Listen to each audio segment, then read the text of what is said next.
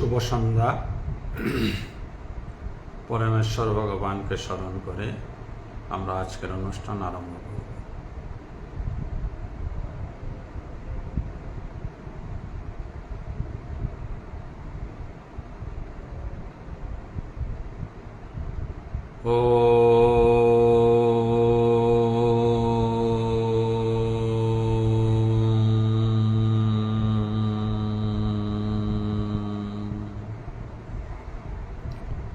শ্রী পরমাত্মনে নমঃ। স্বরূপ চিন্তনের মাধ্যমে আমরা আজকের অনুষ্ঠানে আলোচনা পর্ব শুরু করব। আমি শক্তিশালী আত্মা, আমি শক্তিশালী আত্মা, আমি দেহ নই, মন নই, বুদ্ধি নই, আমি নিত্য শুদ্ধ বুদ্ধ মুক্ত আত্মা, আমি সৎ চিৎ আনন্দময়।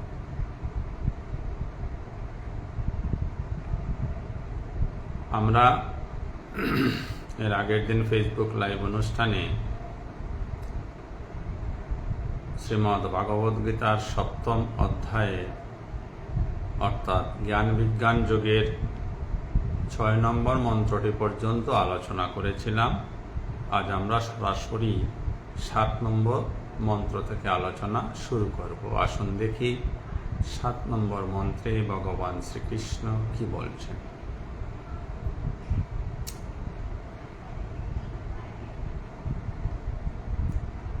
মত্তঃ পরোতরম নৈন্যত কিঞ্চিদস্তি ধনঞ্জয় ময়ি সর্বম ইদম প্রথম সূত্রে মণিগণা ইব। ভগবান শ্রীকৃষ্ণ বললেন, হে ধনঞ্জয়, হে অর্জুন, আমা অপেক্ষা জগতে অন্য শ্রেষ্ঠ কোনো কারণ নেই। সূত্রে যেমন মণিসমূহ গ্রথিত থাকে, সেইরূপ এই জগৎ আমাতে গ্রথিত রয়েছে। মত্তঃ পরোতরম নৈন্যত। মত্তঃ মানে ভগবান স্বয়ং নিজেকে বলছেন যে আমার থেকে পরোতরম শ্রেষ্ঠ, নৈন্যত না অন্য, কিঞ্চিত কিছু অস্তি আছে। ধনঞ্জয়, হে ধনঞ্জয়, অর্থাৎ ভগবানের থেকে শ্রেষ্ঠ আর কিছু নেই, পরমাত্মা থেকে শ্রেষ্ঠ আর কিছু নেই। ময়ি সর্বম ইদম প্রথম সূত্রে মণিগণা ইব। যেভাবে একটি মালার মধ্যে বিভিন্ন ধরনের মূল্যবান পাথরের সমষ্টি থাকে, মূল্যবান পাথর যে যদি একটি মালা তৈরি করা হয়, সেই মালা সুতার দ্বারা আবদ্ধ হয়ে থাকে, সুতাকে দেখা যায় না, বা সুতাতে আশ্রয় করে মালা হয়ে থাকে। ভগবান বলছেন, এই জগতে যা কিছু আছে, সুন্দর অসুন্দর, স্বরূপ কুরূপ, মানুষ পাখি, যা কিছু আছে, যা কিছু আমরা দেখেছি, যা কিছু আমরা অনুভব করতে পারি, যা কিছু আমরা কল্পনা করতে পারি, সব কিছু পরমাত্মায় আশ্রয় করে আছে। সহজভাবেই যদি আমরা এটাকে বিচার করি, আমরা পৃথিবীটাকে যদি দেখি, তো এটা কি শূন্যে ভাসছে। আকাশে গ্রহ নক্ষত্র সবকিছু শূন্যে, মহাশূন্যে ভাসছে। কে, কি শক্তি এই সমস্ত কিছুকে নিয়ন্ত্রণ করছে? আমরা একটি বলকে যদি উপরের দিকে মারি তো বলটা নিচে চলে আসছে, উপরে আটকাচ্ছে না। আরে বিশাল বিশাল পৃথিবী, এত বৃহৎ পৃথিবী, চন্দ্র সূর্য সবকিছু ভাসমান হয়ে আছে, শূন্যে ঘুরছে।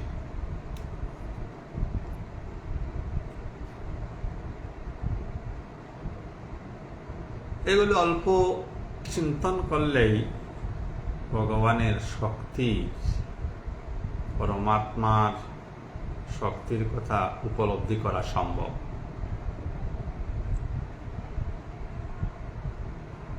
তার পরবর্তী মন্ত্রের দিকে আমরা অগ্রসর হচ্ছি। সেখানে এসে ভগবান বলছেন, রসহ অহম অপ্সু কুন্তেয় প্রভাবস্মি শশী সূর্যয় প্রণব সর্ববেদেষু শব্দ কে পুরুষম নৃষু। রসহ, রস, রসের মধ্যে বা আমি জলের রস। রসহ অহম অপ্সু, আমি জলের রস।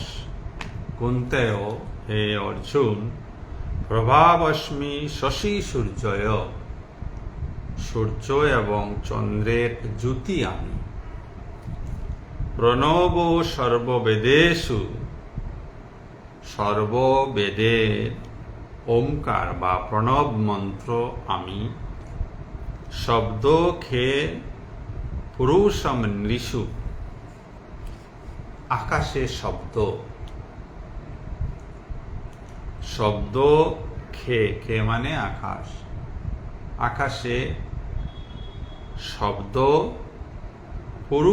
পৌরুষম নৃষু, এবং মনুষ্যদের মধ্যে পুরুষ আকার রূপে আমি আছি বা বিরাজ করি। জল পান করলে আমাদের তৃষ্ণা নিবারণ হয়। যে কোনো জলীয় পদার্থে একটি রস আছে, ভগবান বলছেন ওই রসটি তিনি। আম, একটা পাকা আম যদি খাচ্ছেন, তার মধ্যে রস আছে, জলীয় অংশে রস থাকে, ওই রসটা ভগবান। তারপর ভগবান সূর্য বলতে আমরা কি বুঝি? আলো। সূর্যকে আলো ছাড়া কল্পনাই করা যায় না। সূর্য মানে আলো।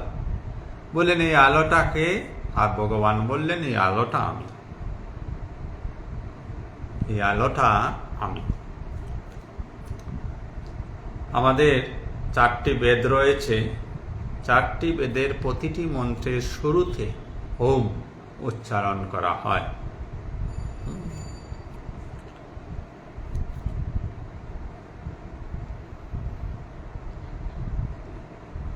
যেমন একটা বেদেরই মন্ত্র বলছি, সবাই জানেন হয়তো, বা শুরু হচ্ছে ওম দিয়ে। ওম মধুবাতারিথায়তে মধু শরন্তি সিন্ধবঃ মাদভির্ন সন্তু সধীহি মধু নুক্তমুথো শশু মধুমত পার্থিবরজঃ মধু দৌরস্তন পৃথা মধুমান্ন বনস্পতি মধুমাস্ত সূর্য মাধবীর্ঘা ভবন্তু ন। ওম মধু, ওম মধু, ওম মধু। এই যে ওম শব্দটা, যে শব্দটা সর্বপ্রথম সৃষ্টি হয়েছে, সেই ওম শব্দটা ভগবান বলছেন তিনি। শব্দ খে, আকাশের শব্দ হয়।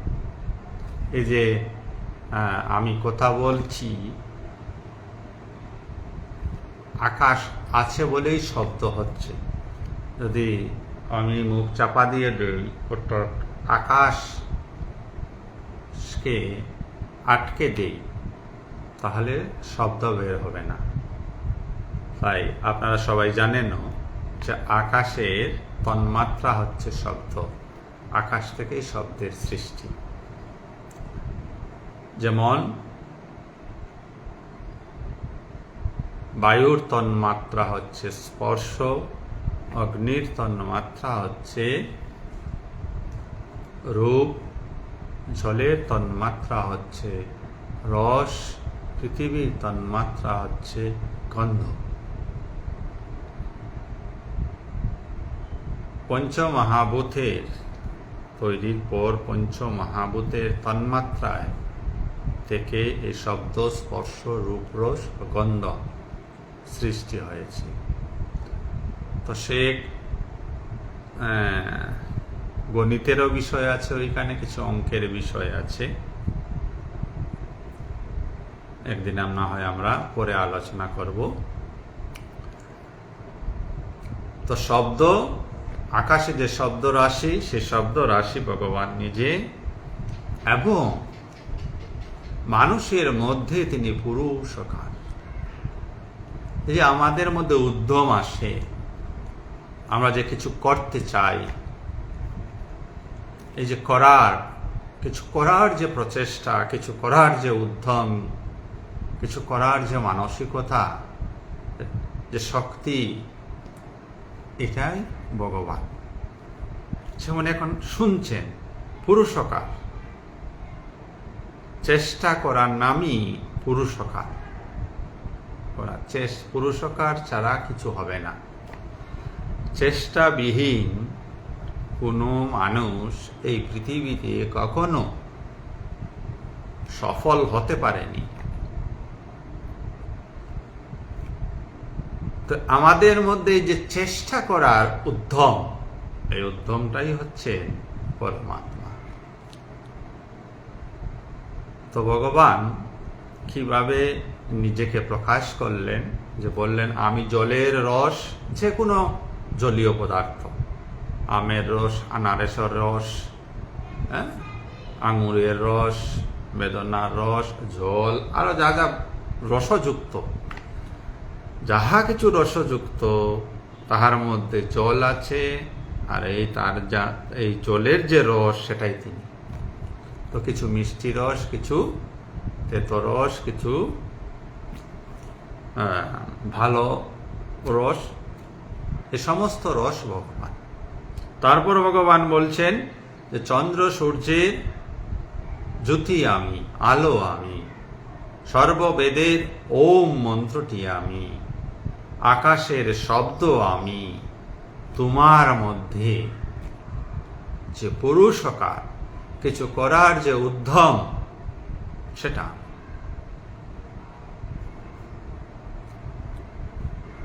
আসুন আমরা তার পরবর্তী মন্ত্রের দিকে অগ্রসর হই।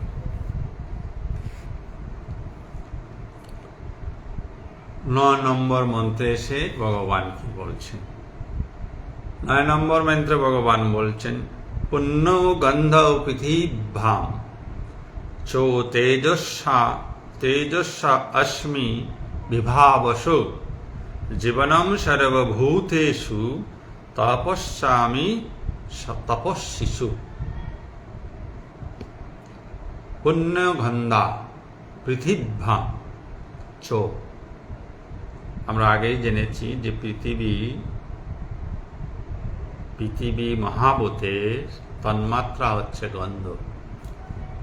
তো এই পৃথিবীতে মাটির গন্ধ, ফুলের গন্ধ, ময়লার গন্ধ, যত গন্ধ আছে, আতরের গন্ধ, সেন্টের গন্ধ, সে গন্ধটা ভগবান। আবারও বললেন তিনি, আমি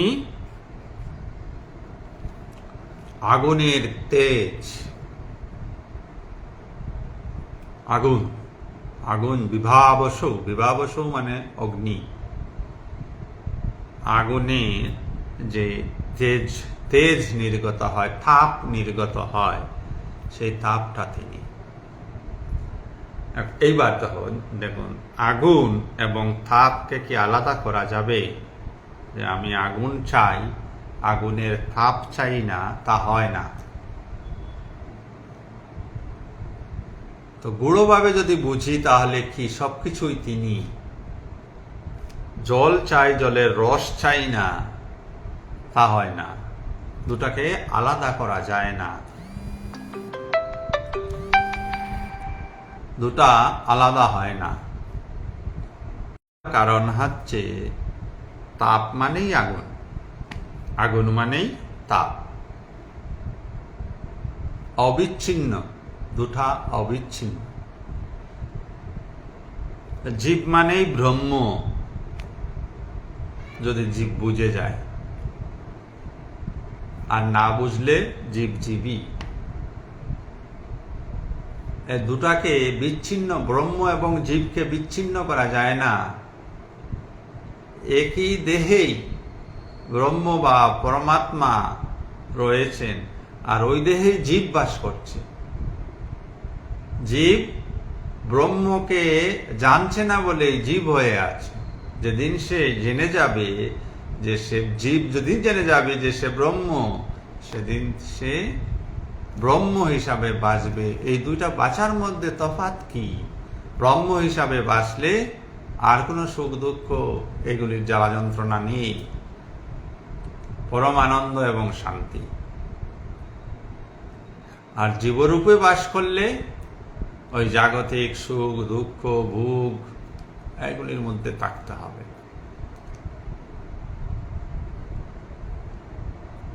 তো পৃথিবীর গন্ধ তিনি, অগ্নির তাপ তিনি। আর কি বললেন? জীবনম সর্বভূতেষু, সর্বভূতের জীবন তিনি। কেমন করে সর্বভূতের জীবন তিনি? এই পরমাত্মা, পরমাত্মা আমাদের দেহে রয়েছে। কি রূপে রয়েছে? চৈতন্য রূপে, চেতনা রূপে। এই চেতনা এক বিশেষভাবে, এক বিশেষ অবস্থায় আমাদের দেহে বিরাজ করেন। এইবার চেতনা এই ঘড়িতে নেই। এই ঘড়ির মধ্যে, ঘড়িটি চলছে, এই ঘড়িটি যে চলছে তার মধ্যে বিজ্ঞান রয়েছে, প্রযুক্তিবিদ্যা রয়েছে। ইহা চেতনা নয়।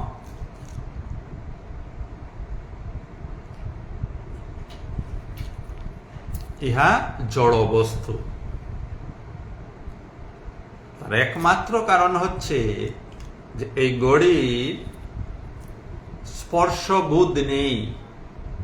সে কিছু গন্ধ নিতে জানে না, তার কিছু স্বাদ বিস্বাদ হয় না, সে কিছু শুনে না, সে কিছু দেখে না। আপনি দেখেন, শুনেন, স্বাদ নেন, গন্ধ নেন, স্পর্শের অনুভূতি হয়। যাহার দ্বারা এগুলি হয় তাহাই চেতনা, চৈতন্য। তো এক বিশেষ পরিস্থিতিতে বা বিশেষ অবস্থায় এই চেতনা ব্রহ্মরূপে বা ভগবান রূপে বা পরমাত্মা রূপে আমাদের মধ্যে রয়েছেন, ঘড়ির মধ্যে নেই। কারণ ঘড়িতে ওই বিশেষ অবস্থাটির অভাব। আমাদের এই দেহ একদিন চেতনা রহিত হয়ে যাবে। যে মুহূর্তে এই দেহ চেতনা রহিত হয়, সেই মুহূর্তে এই দেহকে মৃতদেহ বলা হয়। এই দেহকে তখন মৃতদেহ বলা হয়, যে চেতনা নেই। এবার আপনাদের মনে একটা ধারণা হয়তো বা আসছে যে চেতনা এইবার কিভাবে আসলো আর কিভাবে গেল। চেতনা চাইলে তো থেকে যেতে পারে। আগেই বলছি একটা বিশেষ অবস্থার প্রয়োজন। জাস্ট একটা উদাহরণ দিয়ে বোঝানোর চেষ্টা করছি। যারা বাইক চালান, গাড়ি চালান, তারা জানেন যে বাইকের চাকা রয়েছে, গাড়িতে চাকা রয়েছে, ওই চাকার ভিতরে কি থাকে? বায়ু থাকে, বাতাসই থাকে। ওই বাতাসটাকে এক বিশেষ অবস্থায় রাখা হয়েছে। তাই চাকাটির মধ্যে বাতাস রয়েছে। এবার চাকা যদি কোনো কারণে পাংচার হয়, বাতাস তো বাইরে রয়েছে, সেই বাতাস কি আপনার চাকার ভিতরে ঢুকতে পারবে? না, ঢুকতে পারবে না। সে আপনারা সবাই জানেন।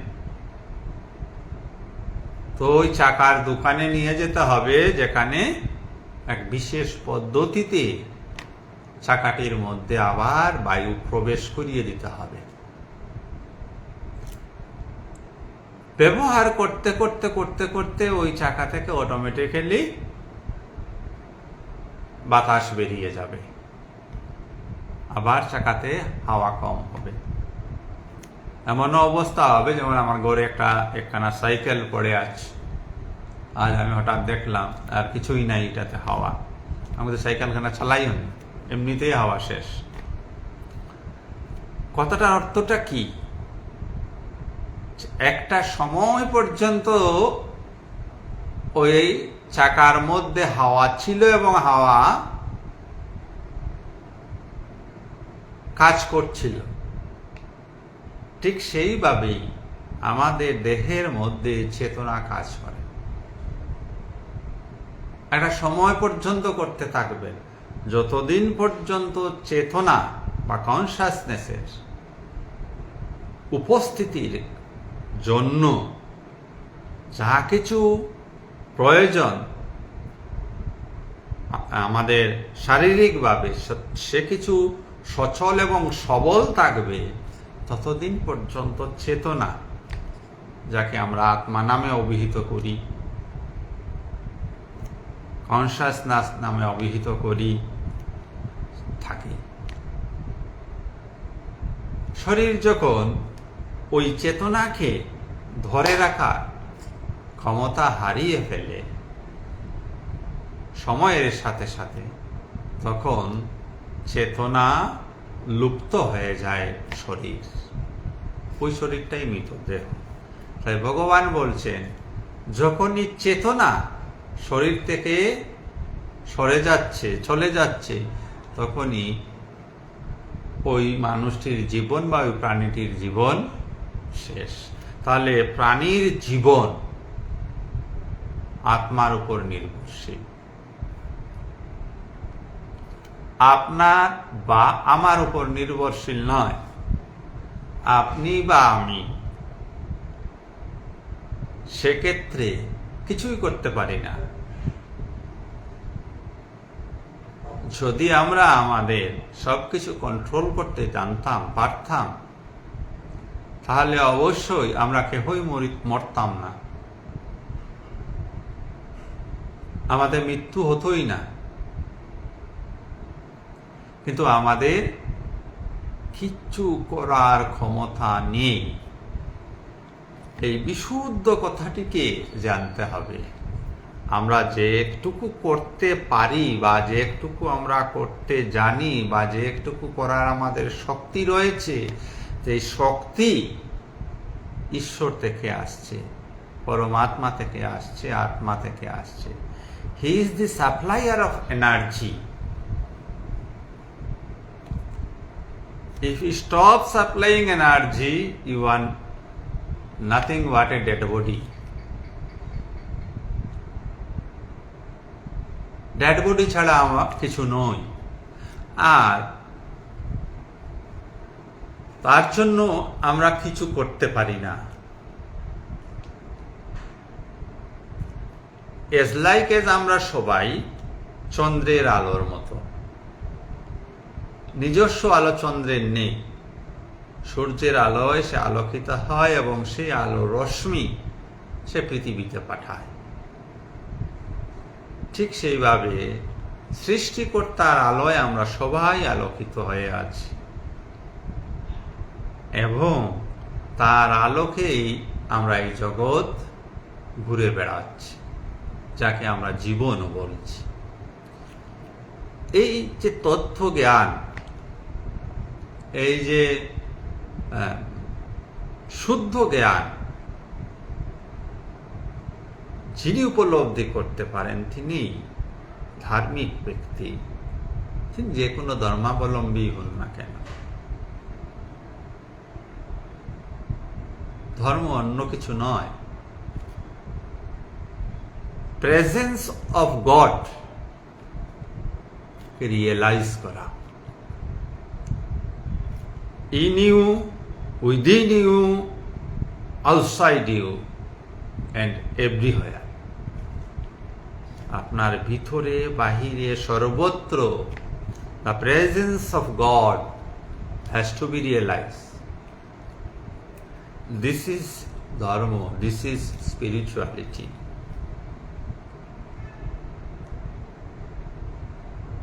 এই সূক্ষ্ম জ্ঞান হচ্ছে না বলেই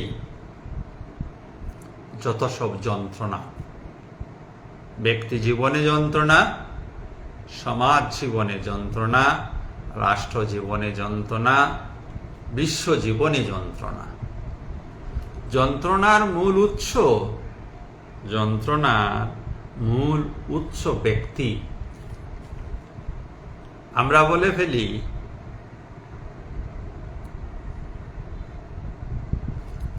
যে ওই লোকটি বা ওই গ্রামটি বা ওই পাড়াটি বা ওই রাজ্যটি বা ওই দেশটি বা ওই জায়গার মানুষগুলো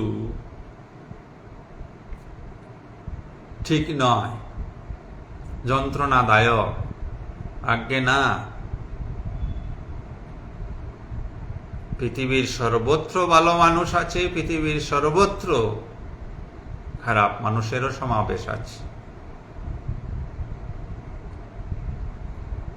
আপনি আমিও যদি পৃথিবী আজ খারাপ, তার জন্য আপনি যতটুকু দায়ী আমিও ততটুকু দায়ী। আমরা কিন্তু ওই জায়গায় অস্বীকার করে ফেলি যে না, আমি তো কিছু ভুল করছি না, ভুল তো বাকিরা করছে, ভুল বাকিরা করছে। We are held responsible. পৃথিবীতে মানুষ নিজেকে দোষী সাব্যস্ত করতে চায় না। আবার কি বলে, আগের দিন ভালো ছিল, আগে মানুষ শান্ত ছিল, আগে মানুষের মধ্যে তো হিংসা ভেদাভেদ এগুলি ছিল না। আগে যদি ছিলই না বা কম বেশি ছিল, তাহলে আগের মানুষগুলি ভালো ছিল। আপনার জন্ম হয়েছে বলেই এখন পৃথিবীটা উশৃঙ্খল হয়ে আছে, সেটা স্বীকার করছেন না কেন? তো আমরা সবাই দায়ী। প্রত্যেককে নিজে নিজে দায় স্বীকার করতে হবে। এক উন্নত মানবিক পরিবেশ আমরাই সৃষ্টি করতে পারছি না। যে উন্নত এক মানবীয় পরিবেশ তৈরি করবে, সে নিজেই ভ্রষ্ট হয়ে আছে। আমিও ভ্রষ্ট হয়ে আছি, আপনিও ভ্রষ্ট হয়ে আছে, অপর সবাই ভ্রষ্ট হয়ে আছে। কিছু মানুষ আছে যারা এই সমাজকে সুন্দর করার জন্য দিবারাত্র সাধন ভোজন করে যাচ্ছে। আসলে তাদের জন্যই, সেই ঈশ্বর প্রেমিকদের জন্যই, যথার্থ ঈশ্বর প্রেমিক তথাকথিত ঈশ্বর প্রেমিকদের কথা বলছি না, তথাকথিত সাধু, তথাকথিত মৌলবী, তথাকথিত পাদ্রির কথা বলা হচ্ছে না। এরা তো আরো ভীষণ ভয়ঙ্কর আগুন লাগাচ্ছে। প্রকৃত যিনি, এই তত্ত্বটা যিনি বুঝেছেন যে god is within me, outside me and he is everywhere, এই তত্ত্বটা যিনি বুঝেছেন, তিনি কিভাবে অন্যের অপকার করতে পারেন, অন্যের অমঙ্গল চিন্তা করতে পারেন, অন্যের ক্ষতি সাধন করতে পারেন? কখনোই তিনি করতে পারেন না। কারণ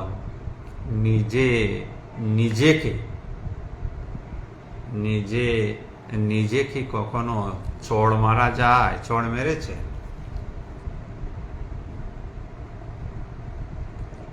চড় মারলে বলবেন না অনেক সময় মেরে দিয়েছি নিজেকে। জিহ্বা এবং দাঁতের সম্পর্ক রয়েছে। আমার এই গত পরশুদিন কিছু খেতে গিয়ে এমন একটা এসব অবস্থা হলো, ঠোঁটটা কেটে গেল দাঁতের সাহায্যে। দাঁতের কারণে ঠোঁট কেটে গেল। এইবার কি আমি আমার দাঁতকে গালাগালি করব? আমি আমার দাঁতকে দোষী সাব্যস্ত করব? আমি আমার দাঁতকে কি ক্রুদে ভেঙে ফেলে দেব? তা তো করব না, যেহেতু আমি এবং আমার দাঁতের মধ্যে ব্যবধান নেই। আমি বলতেই আমার দাঁতও আছে।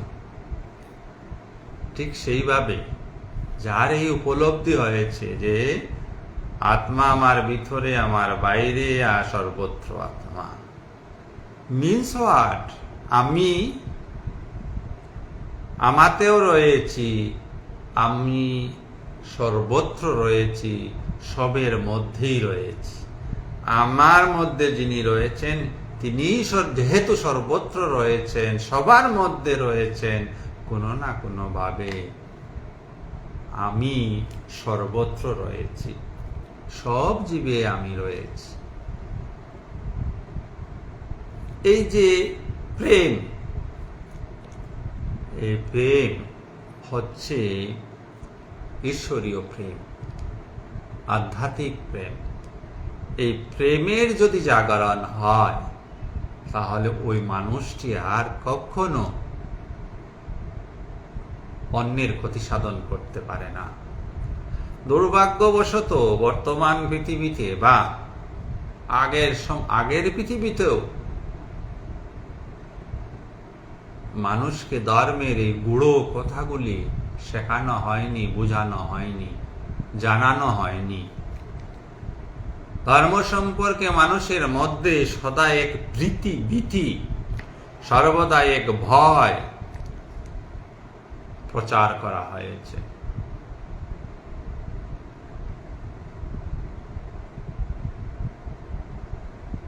সর্বদা মানুষকে ধার্মিক অজ্ঞানতার মধ্যে রাখা হয়েছে। তার একমাত্র কারণ হচ্ছে ওই তথাকথিত সাধুরা, তথাকথিত মৌলবীরা, তথাকথিত পাদ্রীরা, তথাকথিত মুনিরা, তথাকথিত বুদ্ধ ভিক্ষুকরা নিজেদের প্রভুত্ব বিস্তার করতে চেয়েছিলেন। আজও তা বিদ্যমান, আজও তাহা বিদ্যমান। আজও এই তথাকথিত পণ্ডিতদের দ্বারা মানুষ বিভ্রান্ত হচ্ছে, মানুষ অনৈতিক কর্মে লিপ্ত হয়ে যাচ্ছে। তার কাছে ধর্মীয় কথা এইভাবে পরিবেশন করা হচ্ছে, তাকে এইভাবে ধর্মীয় উন্মাদনায় উন্মাদ করা হচ্ছে যে সে সমাজের ক্ষতি করতে, অন্যের ক্ষতি করতে বিন্দুমাত্র দ্বিধাবোধ করছে না। সমাজে যা কিছু অচল অবস্থা, সমাজে যা কিছু বিশৃঙ্খলা, তার একমাত্র কারণ হচ্ছে ধর্ম সম্পর্কে মানুষের অজ্ঞতা, অজ্ঞান। তাই সমাজকে যদি সুশৃঙ্খলিত করতে হয়, সমাজকে যদি সুন্দর করতে হয়, আধ্যাত্মিক জ্ঞান মানে শুদ্ধ আধ্যাত্মিক জ্ঞান মানুষের কাছে প্রচার করতে হবে, পরিবেশন করতে হবে। মানুষ তা গ্রহণ করবে না, কারণ এটা সাধারণের প্রবৃত্তি। ধর্মের কথা শুনলে মানুষ একটু পিছিয়ে যায়। তার কারণ আছে। ধর্মের সৌন্দর্যতা, ধর্মের গরিমা, ধর্মের গৌরব তার কাছে বলা হয়নি। তাকে বলা হয়েছে সর্বদা ভয়ভীতির কথা। তাকে হয় বলা হয়েছে ভয়ভীতির কথা, নয়তো বলা হয়েছে তোমাকে এই সমস্ত কিছু ছেড়ে দিতে হবে, সন্ন্যাসী হয়ে যেতে হবে। তো দুক্ষেত্রেই সাধারণ মানুষ নারাজ। ভয়ে সে ধর্মের দিকে অগ্রসর হতে চাচ্ছে না, আবার ঘর সংসারে ছেড়ে দিতে হবে, সেক্ষেত্রেও সে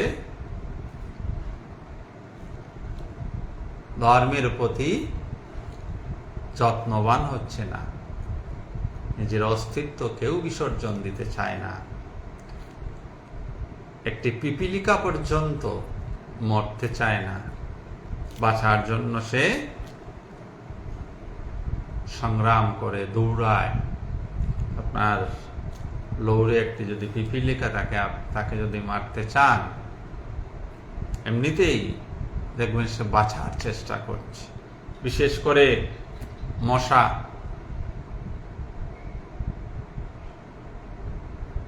মশা উপদ্রব হয়, আপনি তাকে মারতে চান, মারতে পারছেন না, সে পালিয়ে যাচ্ছে। এই পালানোটা কি? সে বেঁচে থাকার জন্য সংগ্রাম করছে। মশাকে মারতে আপনার কোনো AK-47 এর দরকার নেই, কিছুর দরকার নেই। একটুখানি হস্তচালন করলেই হয়ে যায়। তো জীবন সম্পর্কে আমরা অনেক কিছু আলোচনা করে ফেললাম। সর্বভূতেষু, সর্বভূতের জীবন ভগবান। তপস্যামি তপস্যিষু, তপস্বীগণের তপস্যা। আমরা ছোটবেলায় পড়ে এসেছি সবাই, ছাত্রানাম অধ্যয়নাম তপ।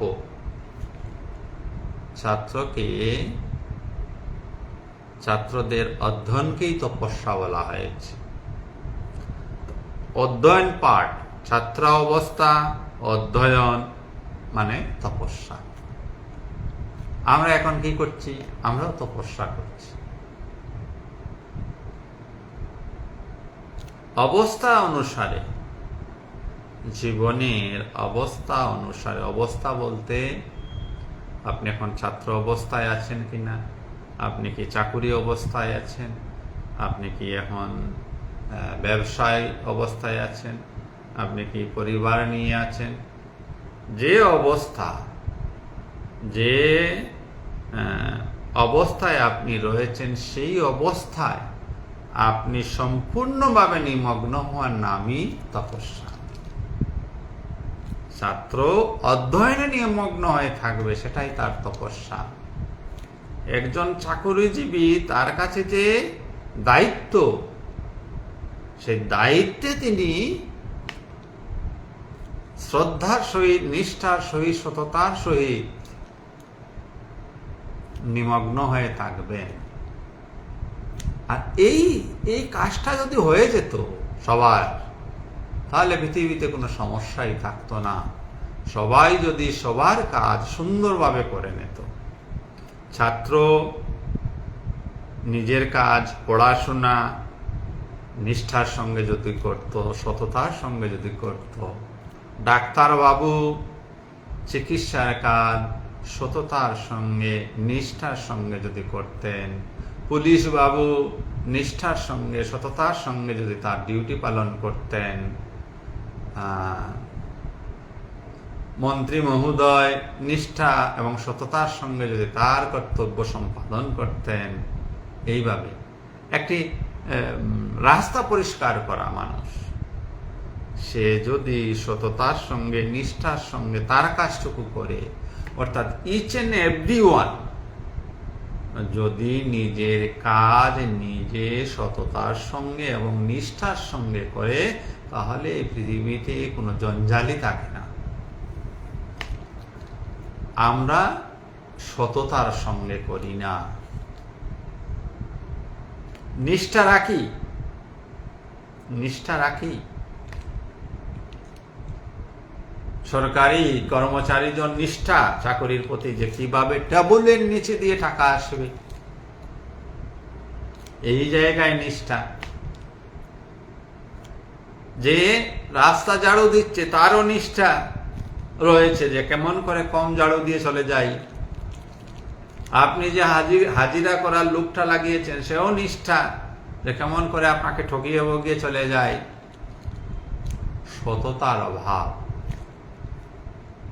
সততার অভাব কেন? ওই আধ্যাত্মিক জ্ঞানের অভাব, ধর্মীয় জ্ঞানের অভাব। তাই মানুষ মানুষকে ঠকাচ্ছে, মানুষের সঙ্গে নির্লজ্জ ব্যবহার করছে। মানবীয় সৎকর্মগুলি খুব কম হচ্ছে, পশুতর কর্মগুলি মানুষের দ্বারা বেশি করে সম্পাদিত হচ্ছে। তাই কোনো না কোনোভাবে আমরা পশু সমতুল্য হয়ে যাচ্ছে। তো 9 নম্বর মন্ত্রটিতে ভগবান বললেন যে তিনি পৃথিবীর গন্ধ, পৃথিবীর পবিত্র গন্ধ, অগ্নির উত্তাপ, সর্বভূতের জীবন এবং তপস্বীদের তপস্যা। যারা আজকের এই ফেসবুক লাইভ অনুষ্ঠানে যুক্ত হয়েছেন, সঞ্জয় চক্রবর্তী, তাপসী দেবরয়, পাপ্পা সাহা, নিতাই সাধুকন, বাকিদের নাম আমি দেখছি না, সবাইকে অনেক অনেক ধন্যবাদ। আমরা আজকের অনুষ্ঠান এখানেই সমাপ্ত করব। সকলে হৃদয়স্থ আত্মাকে আমার শতকোটি প্রণাম। শুভরাত্রি। সবাই ভালো থাকুন, সুস্থ থাকুন, আনন্দে থাকুন।